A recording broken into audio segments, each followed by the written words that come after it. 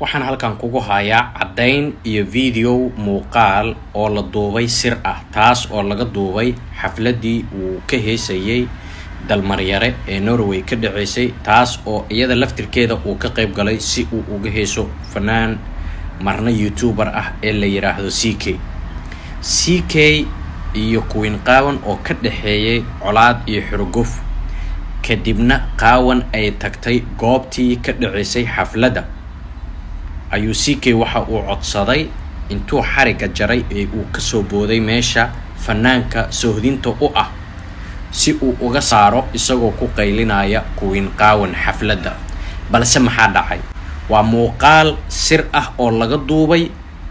caddayn ah muuqaalkan sirta ah ee caddaynta ah ee laga duubay CK iyo waliba Queen Qaawan waliba waxa saddexeeya qof kale saddexaad oo CK aad ugu qaylisay taas oo afka la gashay qofkaasina aanan rabin inaan halkan aniga magaceeda ka sheego waayo labada ruux ee dagaalka ka dhaxeeya waa Queen Qaawan iyo waliba CK hase ahaatee CK ayaa isaga waxa la leeyahay waxa laga duubay iyo Queen Qaawan laftirkooda mucjiso ama sir muuqaal aad u la yaab badan taas oo ay hadal haynta bulshada hadda aad ugu faafayso saacadahan la joogo waa maxay saacadahan la joogo muuqaalkan sirta ah ee la yaabka ah ee aad looga faafiyay Queen Qaawan iyo CK bal ila soo daawo muuqaalkan fadlan share garay oo la wadaagna asxaabtaada Queen Qaawan waa tan jaakada cad iyo goolada madow ee ajraha qaadan xalay markay shuuga imaatay intaas gudaha shuugana ka hor waa loo sheegay CK iyo dalmar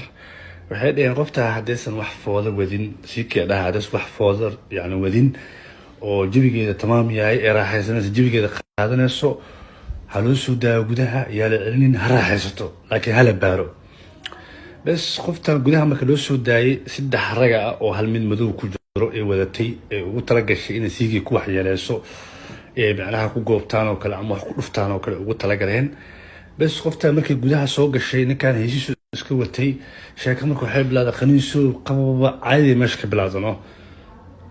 yani ninkan heestiisa u dheereystay waa lagu raaxaystay markii dambena booliska intuu imaaday dhigta laga qabtaa lahay adigii 400 kun soo baxsatay bal waa kaas dhax qaaday ka bax meesha marka adiga jibiya ku jirta raaxaysiinaysa waa kana ila eeg iyadoo Queen Qaawan adkaysan weysay kadib bahdilkii uu ku sameeyay CK iyo